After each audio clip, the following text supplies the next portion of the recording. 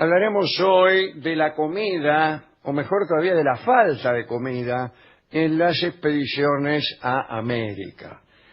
Cuando los españoles o los portugueses llegaban a estas costas, se encontraban muchas veces con pobladores que tenían unas agriculturas muy primitivas.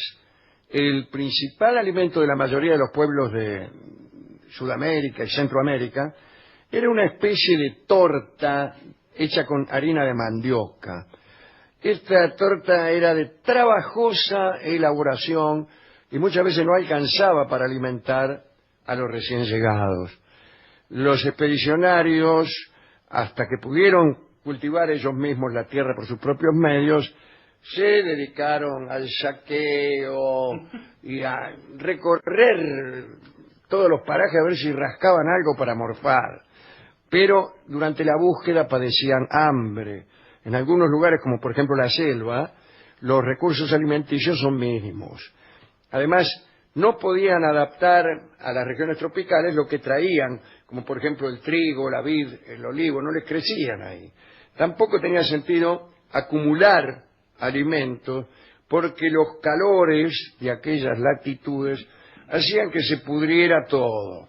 Se pudría incluso el bizcocho. Bizcocho quiere decir 2 veces cocido. Ah, no sabía. Era el pan que mejor soportaba las inclemencias del clima. Pero se pudría también, y la carne salada, el tasajo, claro, se te pudría también. Ante situaciones como esas, había que vencer todas las repugnancias, porque por ahí buscaban bichos, raíces, o rascaban la tierra buscando algo que comer.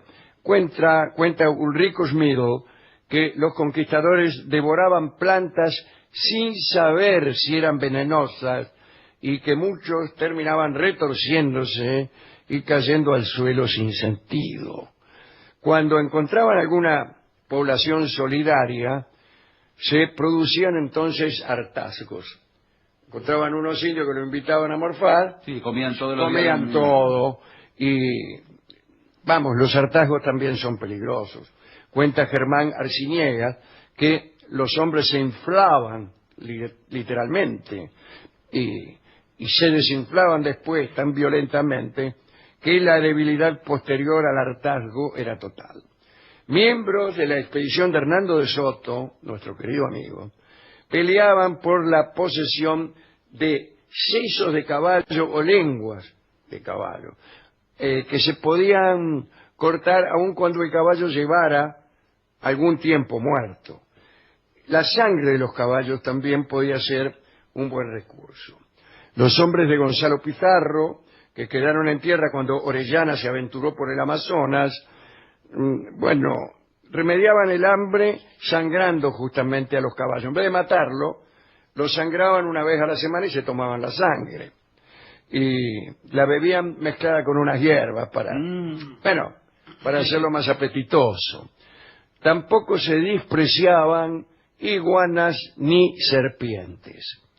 La carencia de vitaminas, debido a la ausencia de verdura y fruta, traía el escorbuto, el beriberi.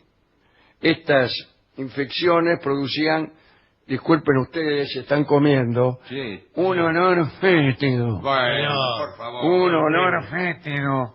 Los dientes se te caían y en una segunda fase el mal se propagaba a los miembros que también se te caían. No, ¿cómo se le van a caer los miembros? Las piernas se ponían negras. Claro, piernas. La circulación. Sí. Otro problema era la sed. ¿Qué? ¿Tenía sed? Tenían sed. A Álvar Núñez Cabeza de Vaca y sus hombres, cuando se lanzaron al mar en barcas improvisadas, se les pudrió el agua que habían puesto en unas botas que habían fabricado. Después de 5 días sin probar una gota de agua, algunos tomaron agua salada. Error. Mal. Murieron todos los que habían tomado agua salada. Sí. Porque es como una maldición. No es una maldición, ¿Ah, no? señor. No puede. ¿Qué es? El cuerpo humano no puede asimilar el agua salada. Bueno, en aquellas situaciones de hambre se produjeron casos de antropofagia. Uno es el que cuentan algunos cronistas con motivo de la más tremenda hambruna que hubo en Buenos Aires, ¿no? La Buenos Aires de Pedro de Mendoza. Schmidl, que fue testigo de este suceso, dijo: la gente no tenía nada que comer. Era tanta la miseria y el hambre que no había serpiente, rata y bichejo inmundo para aplacarlo. No quedaron ni zapatos. Se morfaban, todos se morfaban. Lo único que se guardaba eran los caballos. Sucedió, en ese marco, que 3 españoles se afanaron un caballo y se lo comieron. Fueron atrapados y bajo tormentos confesaron la falta. Los ahorcaron. Aquella misma noche, otros españoles se juntaron y fueron al cadalso donde estaban los cuerpos y se los comieron. ¡Ay, señor! También fueron ajusticiados, pero se procuró esconder los cadáveres. Diego González Baitos, soldado de la expedición de Pedro de Mendoza, se comió a su hermano durante el asedio indígena en julio de 1536. Otro que la pasó mal fue Álvaro de Aguilar, que en 1513 se dirigía desde Santo Domingo a Aldarién y su nave encalló. Unos días más tarde, los indios encontraron a Aguilar junto a sus hombres y, bueno, les ofrecieron algo de comer. Durante casi 2 meses, los indios los alimentaron, eran unos 30 náufragos, pero los españoles decidieron fugarse, porque tenían miedo que se los comieran también. Empezaron a navegar, pero en una barca que habían hecho sigilosamente, pero la travesía fue un desastre. Iban 2 meses de navegación y la mitad de los pasajeros ya había muerto. Un día, la nave española comandada por Pedrarias Dávila, ¿se acuerdan de Pedrarias Dávila? No. Fue uno que en España pensaron que había muerto y lo enterraron, o mejor dicho, lo velaron, y el tipo estaban ahí todo en el velorio y en eso resucitó.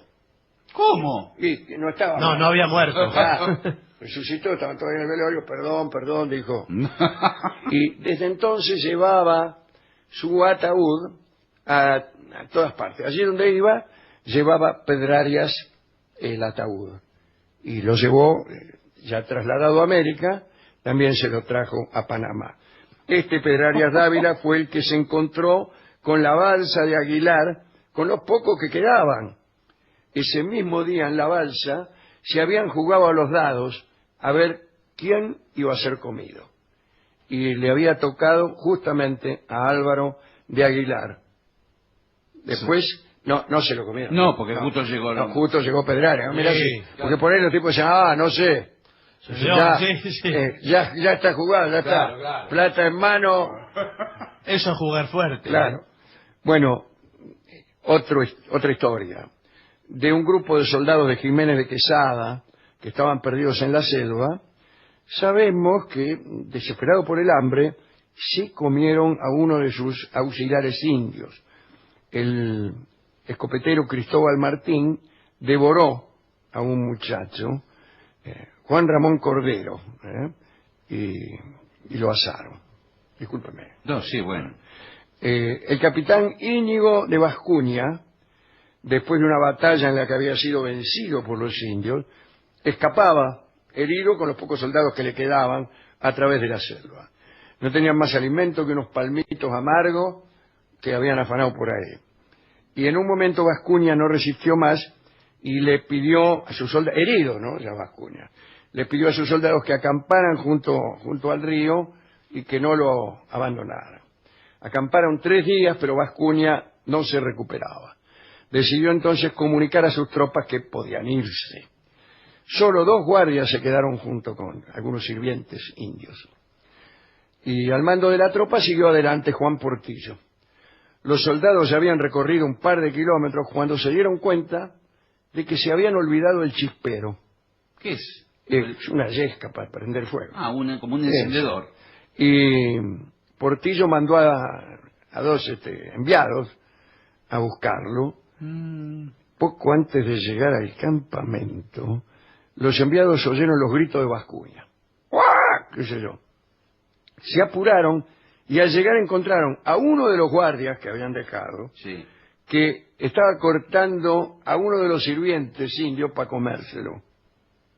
Y los enviados de Portillo, ¿qué hicieron? Huyeron, porque tuvieron miedo, y le contaron a Portillo y al resto de la tropa lo que habían visto. El resto de la tropa siguió adelante. Qué crueldad, ¿eh? Son historias siniestras del hambre. Esto es dedicado a Mujica Lainez, que ha escrito un bello cuento a este respecto en Misteriosa Buenos Aires, a Ulrico Schmidl, que era un cronista fantástico, y a los pobres sirvientes de Vascuña que habían pasado a ser parte del menú. Podemos escuchar, también en homenaje a don Pedro de Mendoza, ¿Qué? y a la comida, Fondín de Pedro Mendoza, que es un bonito tango de Raúl de los Hoyos.